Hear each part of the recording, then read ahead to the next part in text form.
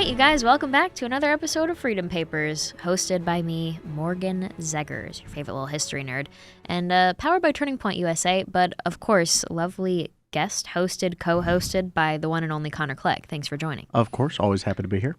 Y'all Let's know get I just greasy. love dragging you in whenever I can get him, because I think it's just so much more fun when you're on the episode. I like the conversation of it, and I feel like then we bring in more of the current events and the topics and stuff, so I just find it interesting. You guys, we're in the series still of the failures of the Articles of Confederation, the issues of not having that strong union, but this one is specifically about Greece. We're going to go on a little trip through history. What do you think about that? I'm ready to get greasy. Oh my gosh. So you came up with that one, but for me, I'm just like, yeah, I would love to be in Greece right now. I'm like picturing myself. Incredible. What is it? Santorini? Yeah, the islands of Santorini or I love that. I love like Mykonos. natural whole foods and stuff. Yeah. And I just love the food that they serve in Greece. Beautiful because it's Mediterranean amazing. diet. I would love to be there right now. And instead, we're in 40-degree Arizona weather. Can you believe that? It's a dry cool. I just moved here and I'm shocked to my core.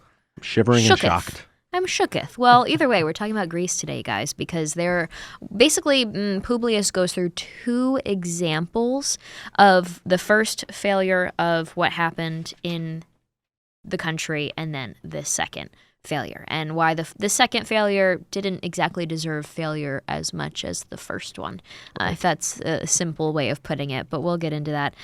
Connor, I'll just read this first part to get started, and then I want to hear your original thoughts. Or initial thoughts. I mean, you can be original or you don't have to. I won't judge you. We'll see. You could have gotten this from Google. I would not know. So Publius says, and again, this is just part of the same initial topic. It's called The Same Subject Continued, but this one's fun. This was written by Madison with Hamilton. How many of those were there where they were like co-authored? Do you Not know? a lot. Yeah. Like a small few. And so I thought that was really cool. But we'll have to see. Okay. So Publius says, among the confederacies of antiquity, the most considerable was that of the Grecian republics, associated under the Amphictyonic, you guys, you got to bear with me on this, Amphictyonic Council. From the best accounts transmitted of this celebrated institution, it bore a very instructive analogy to the present confederation of the American states. The members retained the character of independent and sovereign states and had equal votes in the federal council.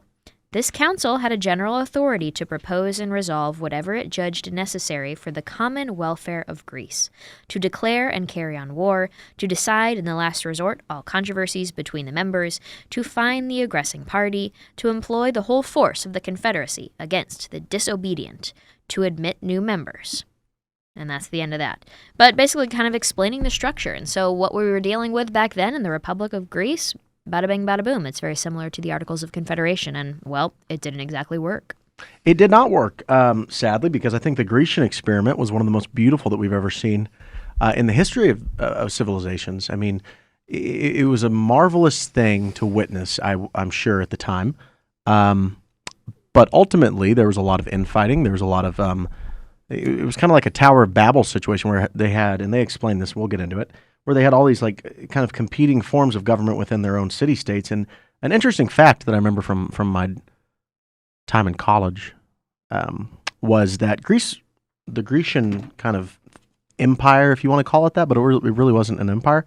It was never actually like a country. Like if you think of Rome or you think of Italy, the Italian Republic, that was kind of an actual country civilization. It was a whole thing. Greece never really attained that status. It was more of like a cultural mishmash of similarities. That's a good way of describing it, because I felt weird calling it a country. Because you couldn't really call it that. Mm-hmm. And they were really outsized. I mean, Athens was a very small parcel of land. It wasn't huge in comparison to some of the other places that we were reading about at the time. And they were really shooting above their weight or hitting above their weight there for a while. And that ended up being kind of the downfall there, was because they couldn't consolidate enough power in a unified governmental sense So funny. to keep themselves together, right? I love that. Well, so they just described in the beginning the basic structure of what was similar to the Articles of Confederation. It was more of a league of different little societies. Yeah. And so that's what we had in America at the time as we're trying to write this and get this new constitution ratified. But Publius then goes on to talk about the failures. And so he says, like many things in politics, in theory and upon paper, this apparatus of powers seems amply sufficient for all general purposes. So it seems, looks good on paper, probably would work, kind of like socialism. But I think socialism even looks bad on paper. Like, who would want that anyways? Whatever. So it says, this concept of what Greece was at the time looks like it would make sense. You're trying to get them all to coordinate, but in reality didn't really work. And he goes on to explain why. He says, very different, nevertheless, was the experiment from the theory. The powers, like those of the present Congress, were administered by deputies appointed wholly by the cities in their political capacities, and exercised over them in the same capacities. Hence the weakness, the disorders, and finally the destruction of the Confederacy. The more powerful members, instead of being kept in awe and subordination, tyrannized successively over all the rest. Athens, specifically, he says, was the arbiter of Greece for 73 years. And then he goes on to Lacedaemonians. Nice.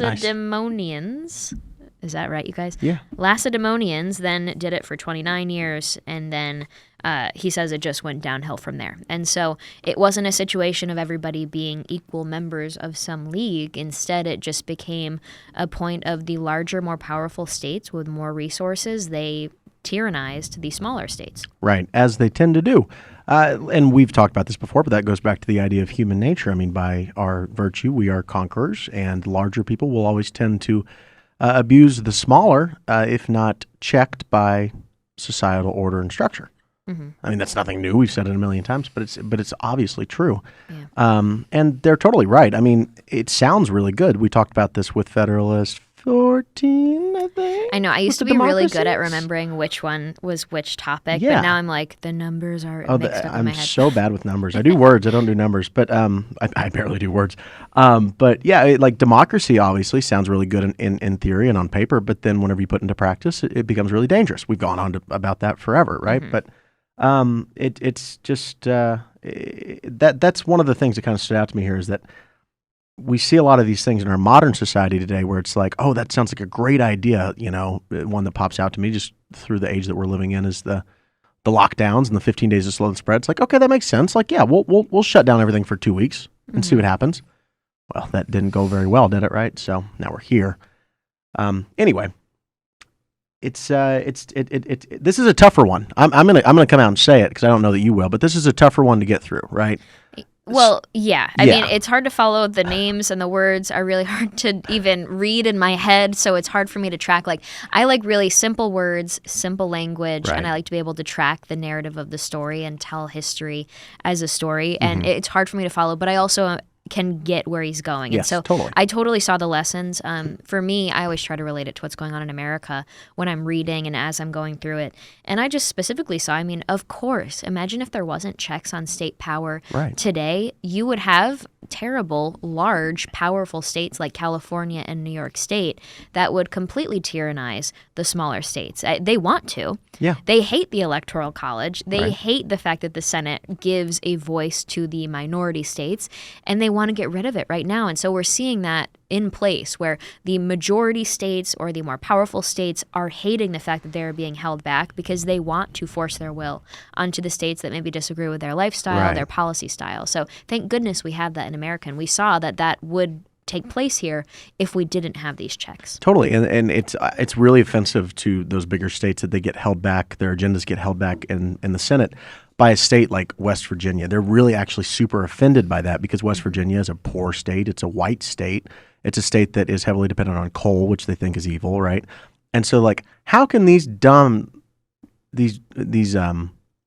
backwoods country farmer folks, right? Yeah, that's literally what they say. Yeah, no, that's exactly how they feel. They hate us, right? And we've said this before, but like they hate us, and they detest the idea that people have to work for a living and do something with their hands. We call them the muscular class, right? So they get personally offended by the idea that they have so much power, but Senator Joe Manchin is an incredibly powerful person, and the construction of our republic made that so. And I think that's a beautiful thing, and we should all admire that, because I would rather have Joe Manchin, someone who's level-headed and has actually done something in his life at one point, be making decisions about the future of the Republic over someone like AOC, who's never done anything with her life and who's actually really stupid. Well, and that's something that's been coming up lately with the end of the Build Back Better plan, which was just killed by West Virginia. It's dead. Joe It's Manchin. beautiful.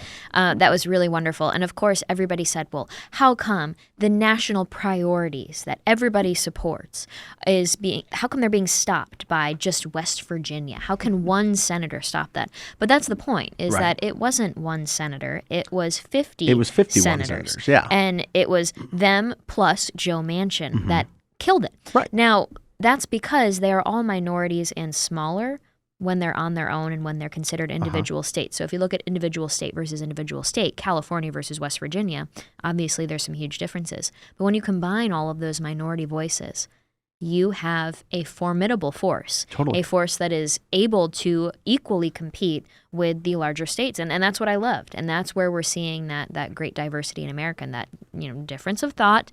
But we had to reach a point where we said, no, too crazy for us. Yeah, exactly. And it gives us this beautiful sense of order and structure that we would be so lacking. And we see through the paper here, they talk about how these smaller city-states that they had in Greece at the time would go to war with each other all the time. And there was nothing to stop that from happening because that was just, like we said, the nature. And that eventually will obviously lead to downfall and destruction because there's always someone lurking in the shadows, right? There's always a bigger, more powerful enemy out there. In this case, it was Rome, who said, all right, well, they're fighting amongst each other. Let's swoop in and take them over. And that's exactly what happened to Greece. God love them. Yeah. Well, that's how Publius ends this. I don't mean to spoil it for anybody that hasn't read it, but paper 18 ends with him saying, now all of this took place, and then of course a foreign aggressor is like, oh yeah. Right. And so Rome swooped in and completely demolished them and just kind of put the final nail in the coffin, basically.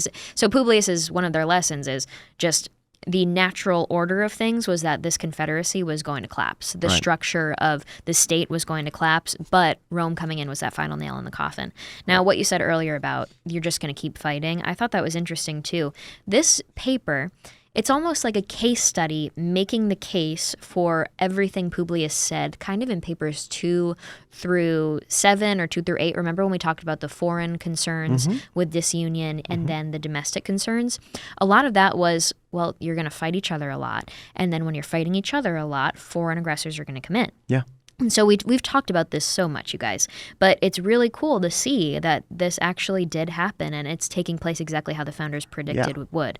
What Publius goes on to say is, it happened but too often, according to Plutarch, that the deputies of the strongest cities awed and corrupted those of the weaker. And that judgment went in favor of the most powerful party. So the stronger were attacking and oppressing the weaker, even though we're all supposed to be a part of this one big happy family. He says, even in the midst of defensive and dangerous wars with Persia and Macedon, the members never acted in concert. So they were always bickering, even when they're trying to fight the same ally, and were, more or fewer of them, eternally the dupes or the hirelings of the common enemy. And so each other, they were acting more like enemies and taking on the persona of an enemy than they were as allies. He said the intervals of foreign war were filled up by domestic vicissitudes and convulsions and carnage. So he's saying that whenever they weren't fighting a foreign aggressor, they were having to fight each other. Right. There was never a moment of peace because they just simply could not get along. They were acting like enemies no matter what, whether it was them dealing with each other as domestic enemies or dealing with foreign enemies. And that's such a great summary of what was threatened to us in America. Yeah. This one is actually really interesting because it's one of the few in the Federalist that doesn't really make a super direct connection to anything that's happening in their modern times. It quite literally is just a history lesson, right?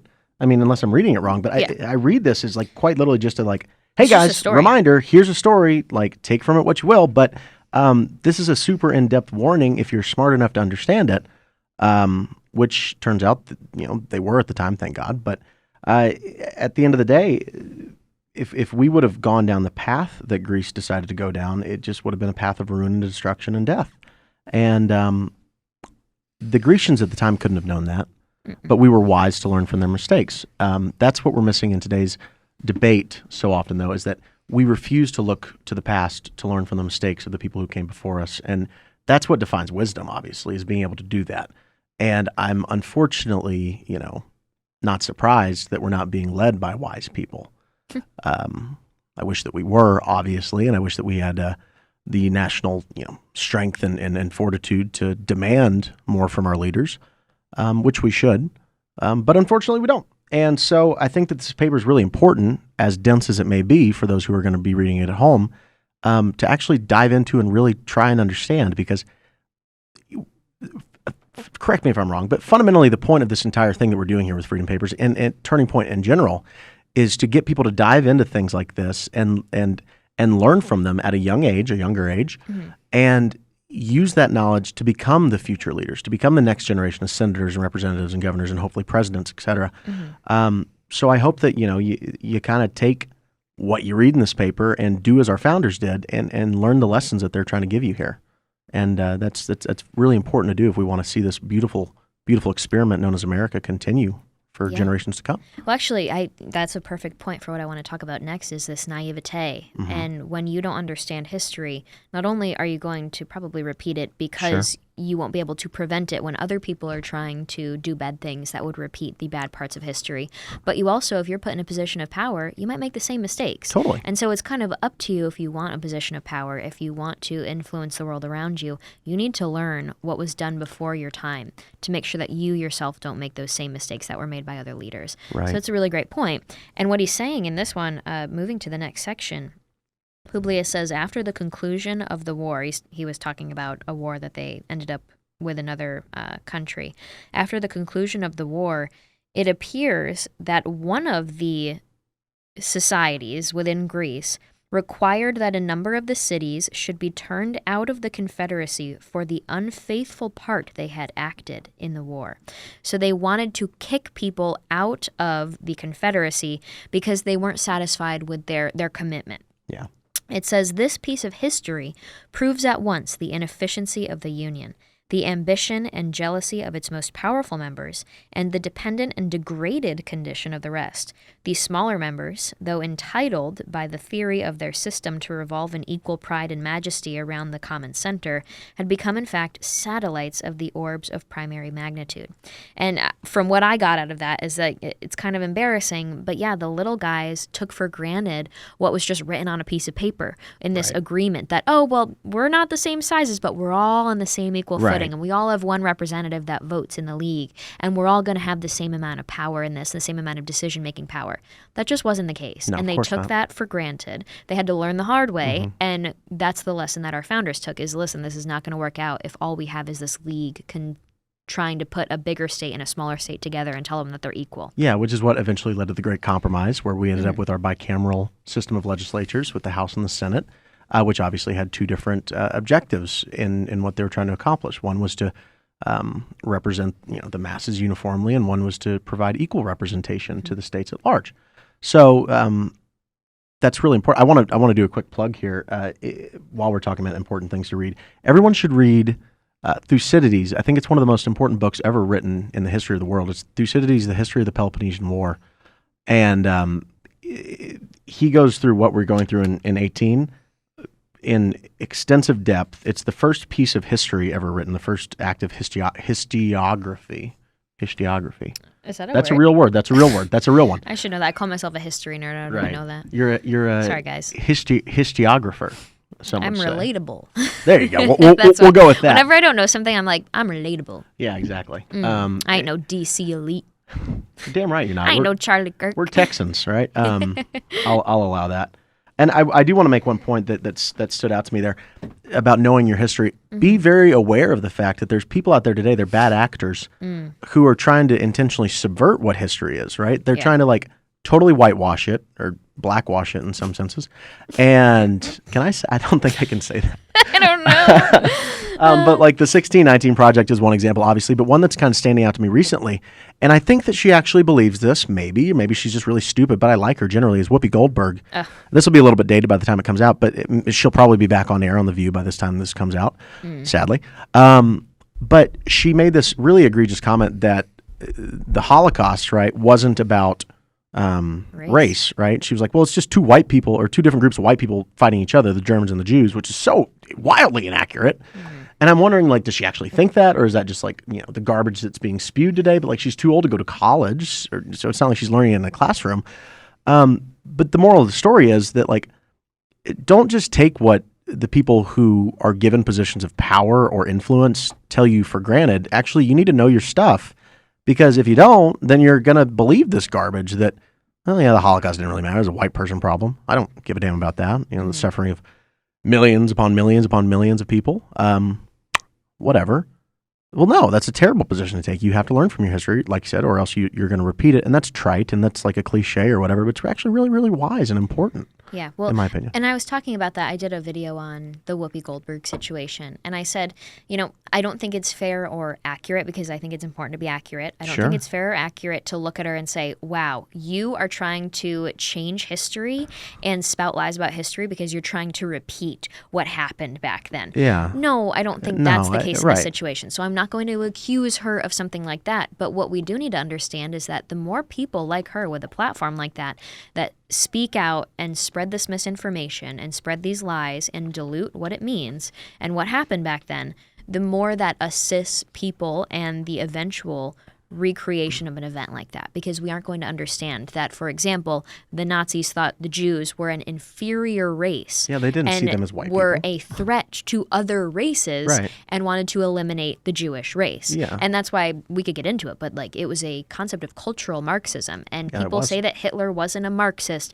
but when you look at the writings of the people around Hitler, they talk about how he did like Marx, and he just wouldn't identify as a Marxist or talk about him because he didn't like the Bolsheviks. Right. And the Russian communists didn't like him. And so they didn't want to be considered near each other. They hated each other. So he was like, I'm not going to publicly identify with this guy, but yeah, I'm a cultural Marxist. Of course. And instead of dividing people class versus class like a Marxist would, he did it with a cultural thing, in this situation, race. And so he split the white people versus the Jewish people in this example. What we see in America today, though, is you're splitting people because we have all these woke classes. You can split people on race or sexual identity or pronoun or all the things, because they like make up all these new little class identities and stuff. It's quite strange, but we have all this, like, it's like a multifaceted approach to Marxism. It's like so weird. It's this and dangerous. Yeah, it's incredibly dangerous. It's a hierarchy of disorder, and they basically create like this weird social construct theory. And this is actually something that's being rolled out, and you should pay attention to it because it's going to be around soon. It's called your your GAY score, and that's an acronym. I'm not saying GAY. It's gender equity and inclusion or something like that, and it's GAI. I could be like DEI, totally screwing like the this diversity, up. equity, inclusion. Yeah, it's kind of like that, right? Too. Yeah, and so basically, I think I butchered that, but I'll get to the point of it. There's this company called BlackRock, which controls a vast amount of capital in the United States and around the world. And the founder of it, or the CEO and the chairman of it, Larry Fink, recently came out and he said, if you are not a socially woke enough company, is basically what he's saying, well, we're not going to give money to you, right? We're not going to fund your equity, and you're going to be left to rot and die on the vine. So there's a lot of companies out there that are good, hardworking American companies that are going to die basically at the hands of this weird social justice kind of garbage. And that's where you're seeing how dangerous this is in action, right? Because we're going to see entire parts of our economy just completely crumble at the hands of this weird woke thing that actually has no bearing in reality. Yeah. It is cultural Marxism, and it's being put into place by people who, like, I think are just really misguided and stupid, obviously, but actually really evil. Like, the fact that you would allow yourself to be that stupid and that misguided, that takes a little bit of intentionality, right? And it's incredibly concerning, and the most powerful people are subscribed to this ideology, and that should be really, really like a red flag and fire alarms going off for everybody to say, hey, this isn't just something that's being taught to our kids. It's being adopted at the highest levels of government, the highest levels of media, the highest levels of corporate America, and all of that together, combined with the indoctrination of our kids, that's enough to kill us in a really, really, really decisive manner. Yeah. I mean, something that I've noticed is people that didn't used to pay attention or didn't think it was too big of a deal. They just maybe thought that Biden was dumb, our presidency, a little chaotic, and the administration just a little naive, whatever it may be. A lot of them, especially the military guys, they're starting to say things like, it's too much at this point to say that any of this behavior, any of these actions by corporations or media or the bureaucracy of the administration is just naivete or ignorance. No. It's just too much at this point, specifically with things like Afghanistan. And we could go on a rant, but we've got like so much of Greece that we need to discuss. And like you said earlier, I like this paper because it's just a story. It's a little bit of a shakeup from the rest of the Federalist Papers. Sometimes they're super nerdy and in-depth about policy and structure, but this one is just telling the stories. Mm-hmm. So this next paragraph is just about what ended up happening in Greece, the downfall. And I wanted to read it because I thought it was quite interesting. Have you seen that movie with Leonardo DiCaprio? Not him. What's the guy that's dating Katy Perry? Orlando Bloom. Orlando Bloom. He's in the one about the Peloponnesian Wars. I cannot 300? speak Greek. I should not go to Greece. No, it's when he steals the wife of the king. Oh, Troy. Yeah. Right? Yeah. And then he steals her, and then that starts the Peloponnesian Wars. Now, that's why I've always been interested in it. So when I got to this book, I was like, oh, I'm going to love this paper because he talks about Peloponnesian Wars in this. Yeah, I think it's in the next couple paragraphs. But that being said, the next paragraph says, had the Greeks been as wise as they were courageous, they would have been admonished by experience of the necessity of closer union, and would have availed themselves of the peace which followed their success against the Persian arms to establish such a reformation. Instead of this obvious policy, Athens and Sparta, inflated with the victories and the glory they had acquired, became first rivals and then enemies. And so he's saying they fought a war together, Athens and Sparta, and then instead of just saying, dang, we did that, we should stay together and remain this accomplished united state, instead, they decided to allow it to go to their heads, the power that they won from winning that war, and the power, the wealth, the status they both gained from winning that war got to their heads. They ended up fighting it out because the stronger wanted to win. Right. So that's what happened there. So instead of this obvious policy, Athens and Sparta, inflated with the victories and the glory they had acquired, became first rivals and then enemies, and did each other infinitely more mischief than they had suffered from the people that they fought the war against together in the first place. Because obviously. What a good statement, right? I mean, it's like you've done more trouble to yourself than your own enemy did in the beginning. Their mutual jealousies, fears, hatreds, and injuries ended in the celebrated Peloponnesian War, which itself ended in the ruin and slavery of the Athenians who had begun it. Right. And the Athenians were, like you said, they're super, confident in their ability to go out there and just absolutely dominate. But at the end of the day, they were not able to, and they fell really short of that. Lincoln always said, if America falls, it's going to fall from within. And that's exactly what we saw happen in Greece. Lincoln was also a student of Greece and Rome, obviously. And what we would be on track towards if we were to adopt what we, laid out in the Articles of Confederation would be this really imminent internal revolt and fall, because these larger states would conquer, and then they would not be complacent because that's not in their nature. So they would just continually be on this track of, we're going to keep going until we stop, and eventually that's going to lead to a little bit of complacency, and then boom, you get killed by Rome, right, in Carthage. Yep, and that's where we're headed now. Yep. So next is what happens once these guys start fighting and they start weakening themselves after getting a little too cocky. The foreign aggressors start coming in. And so Publius says, as a weak government, when not at war, is ever agitated by internal dissensions, so these never fail to bring on fresh calamities from abroad. And so when you're weak on the inside, you are going to get attacked. Obviously. And that's been something not just in Greece, not just in Rome, whatever that's it may be, everywhere. not just in America. It's happening. And that's why people are so nervous today on America. As they should be. That's why, Russia and China, they're chomping at the bit. Well, yeah. Because they love seeing whenever President Biden can't even say a sentence. They love seeing him make a fool of us. They love seeing him abandon American citizens and allies in Afghanistan, because now they know that even our allies aren't going to trust us anymore. And they are just like, wow, this is a little easy. Yeah, I mean, they're chomping at the bit, right? And we don't even have impressive leaders anymore. It's not like we have a Patton or, an Eisenhower or something. Like, we're stuck with Milley and Lloyd Austin, who are just fat and lazy, and they couldn't do a push-up if they wanted to. And they're more worried about race and masks and wokeness than they are about actually defending America. So, yeah, they're chomping at the bit. They're ready to kill us all if they could. I was talking to some military guys, and my dad's in the military too, and so I was hearing their concerns. Not my dad's, but just because I'm in those circles. I was hearing their concerns, and he was explaining how there's cycles of leadership. And so after a few years, you get moved out, changes of command, all this stuff.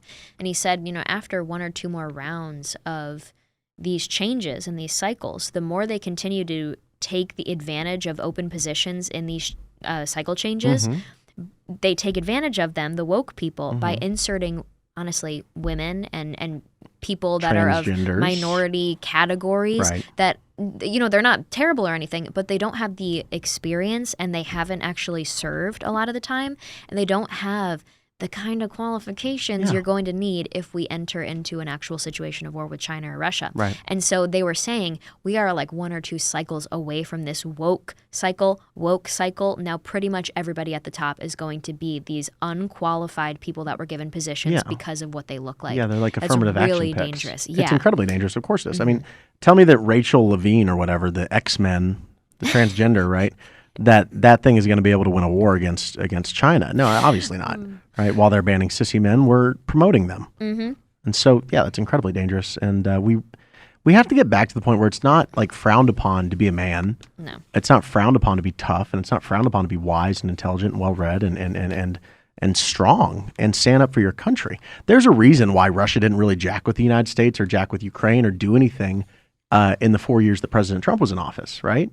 Like, that's super obvious to anyone who's paying attention, because when President Obama was in office, Russia invaded Crimea, and then there was like a 4-year hiatus of any foreign aggression on the world stage, generally speaking, and there's even a period of peace in the Middle East because America was strong, and like they had this bold front that said, don't fuss with me, and you're going to regret it if you do. Fire and fury, remember that? That's something I feel terrible on. I mean, we take it for granted, but when you consider how fearful people around the globe must be of American elections in terms of what those idiots, no offense, but like our population is pretty dumb. Yeah. They must think, if those idiots make the wrong decision, we are all screwed. Yeah. That's what they have to think every 4 years because of America, because we can't get our crap together. Right. Well, that's the responsibility that comes with being a global superpower. Whenever you want to start waving around the big stick and dropping atom bombs on countries, then you kind of assume this responsibility to say, yeah, we are the people who are in charge, so it's up to us to keep our house in order,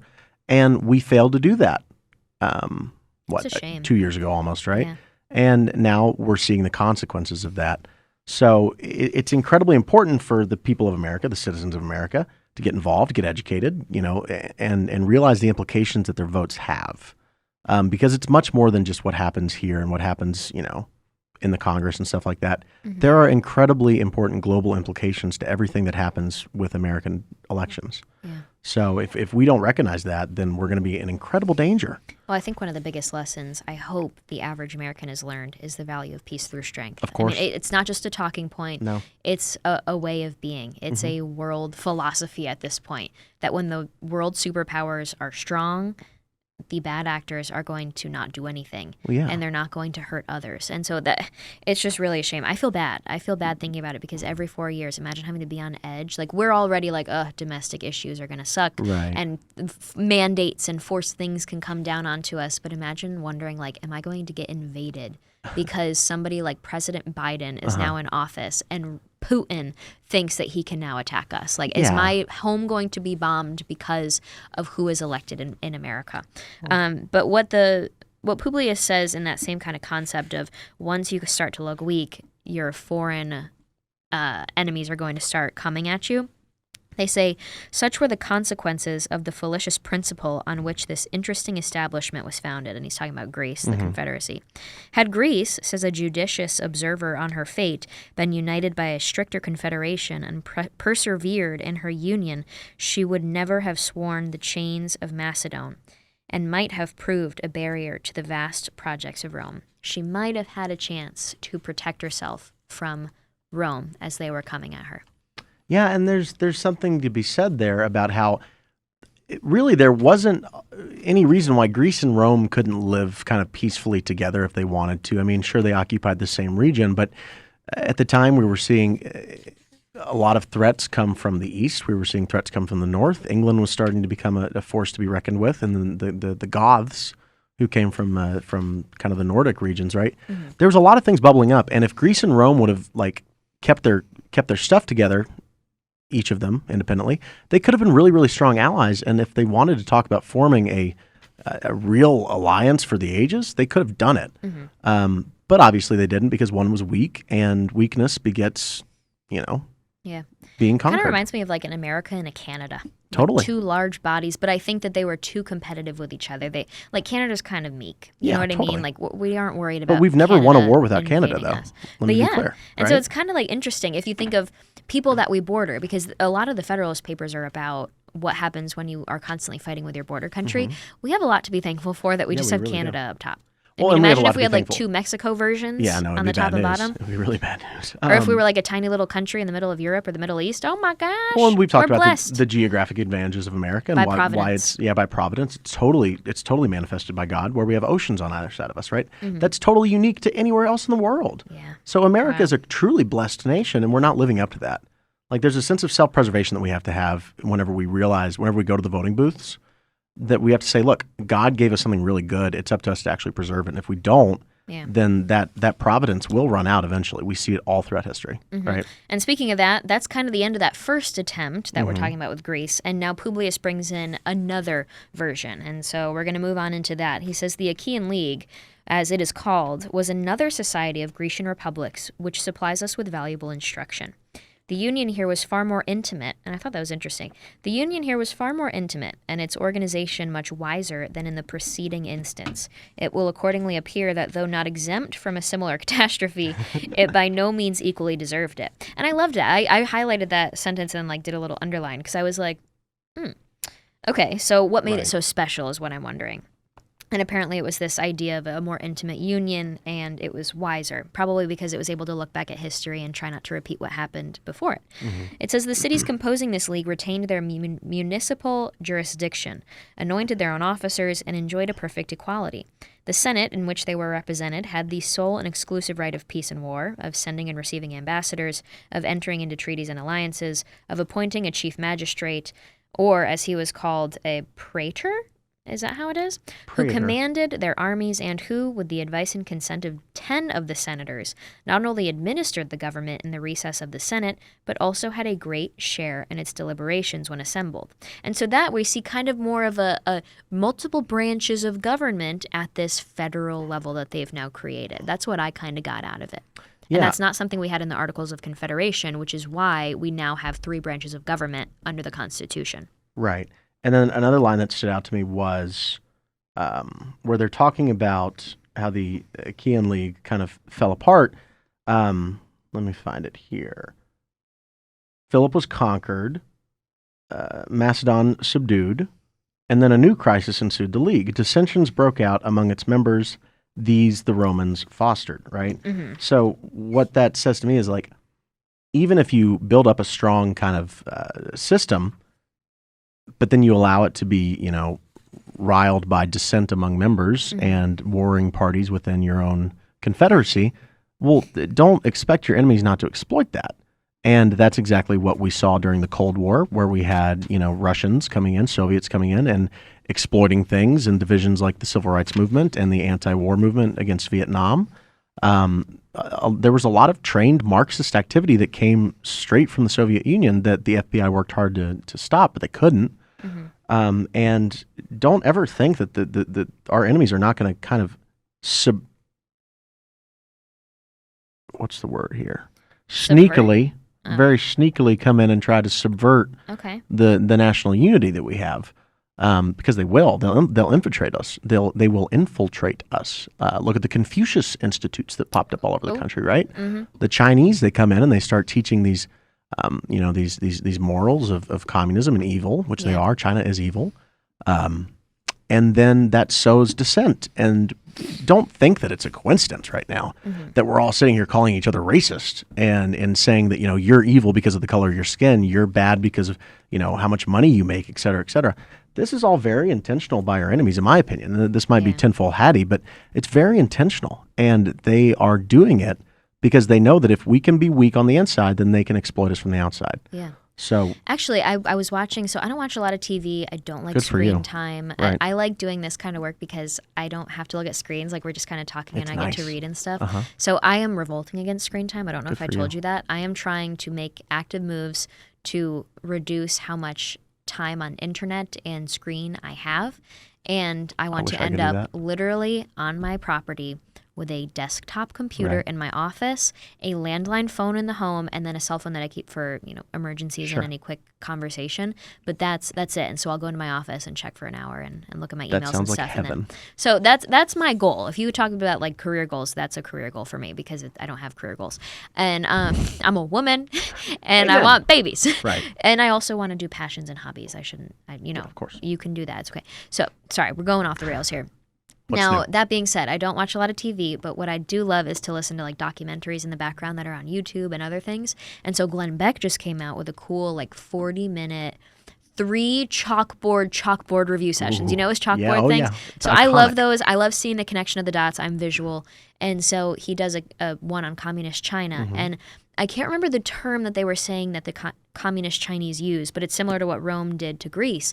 And it's it might be acquire elites. Do you know what I'm talking about? Mm-hmm. I don't know if that's the right word, but communist Chinese actors in the government use this as the term for what they mean to win over and get control of elites in America because they know they can't invade us. They know they don't want to ruin our economy, stuff like that. They want to control us, though.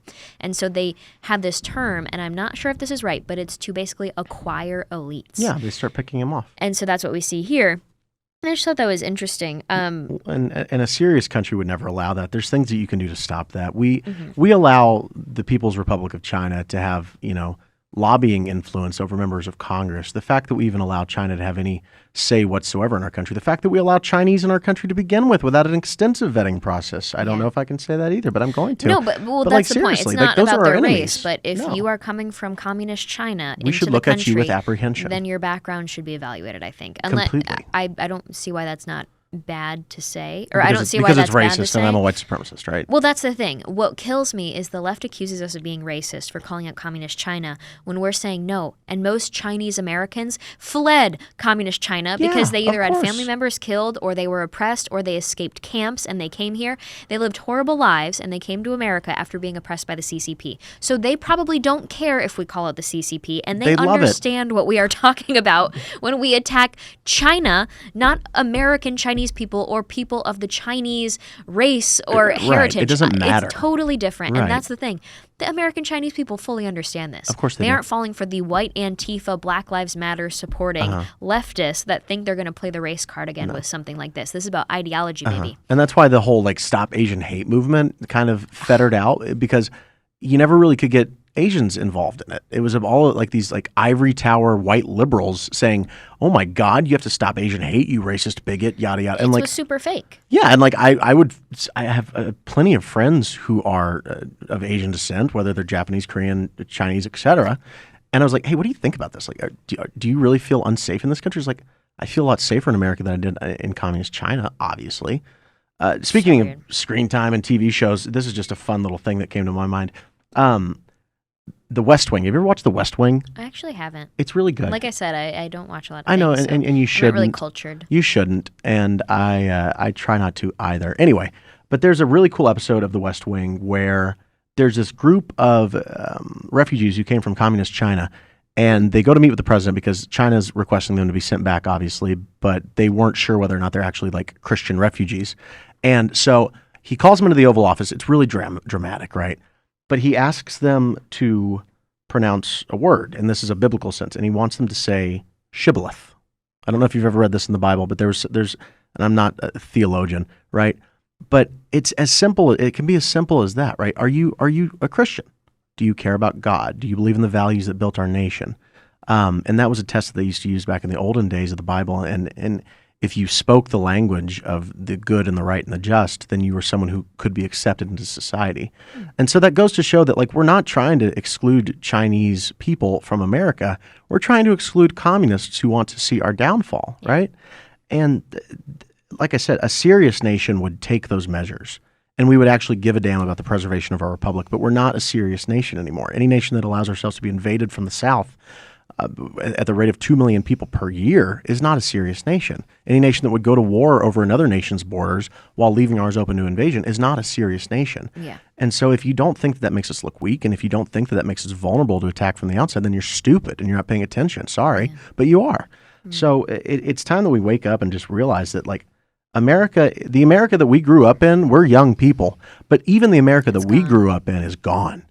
And to the boomers out there, the America that you grew up in, the really pretty nice America of the 1980s, that's way gone. That's been gone for a long time, right? So wake up, smell the roses. It's not as nice as it used to be. And it's time to get serious about actually protecting this damn beautiful republic that our founders laid out for us. Amen. Sorry. I mean, what a great way to close. Connor, thank you for making so many great comparisons Sure. to back then and now, because that's exactly what this paper was. Let's close off with what Publius ended on. Publius says, I have thought it not superfluous to give the outlines of this important portion of history, both because it teaches more than one lesson and because, as a supplement to the outlines of the Achaean Constitution, it emphatically illustrates the tendency of federal bodies rather to anarchy among the members than to tyranny in the head. Now, this is the question, Connor, and we are running out of time, but I forgot I wanted to ask you this. Also, something just fell. Sorry if there was a thump. Now, that being said, do you agree with that last answer? That might be its own episode topic, because Publius, I agree with him all of this paper, and then all of a sudden he says that it's more likely that there will be tendency to anarchy between the members of the Confederacy than there will be likely tyranny at the head of the government. Now, we're experiencing massive federal tyranny right now, so that's why I was like, bing, light bulb is going off in my head of, well, I don't know about now. Now, that being said, we can only say that because we don't have to worry about right now states fighting with each other. We don't have to deal with the negative consequences. So we're privileged to be able to say, well, our greater threat seems to be the head of federal tyranny. So that I was just something I was like, weird way to end it. It's almost like a weird little cliffhanger, but I think generally speaking, he's right. And in the context of the rest of the paper, he's right. And we're privileged to be able to say, well, we don't have these problems, so now our big problem is tyranny at the federal head. Amen. And that's what we're dealing with right now, and that's what we have to fix. And the time is coming. Great. Well, thank you, Connor. Thank you guys for watching. Remember to follow Freedom Papers Podcast. Subscribe and give us 5 stars, please, on Apple and Spotify, and comment on the YouTube video. But tell us this is the best podcast you ever heard. Just kidding. Say something, though. We would really appreciate it. Thanks for tuning in. Bye-bye. Bye.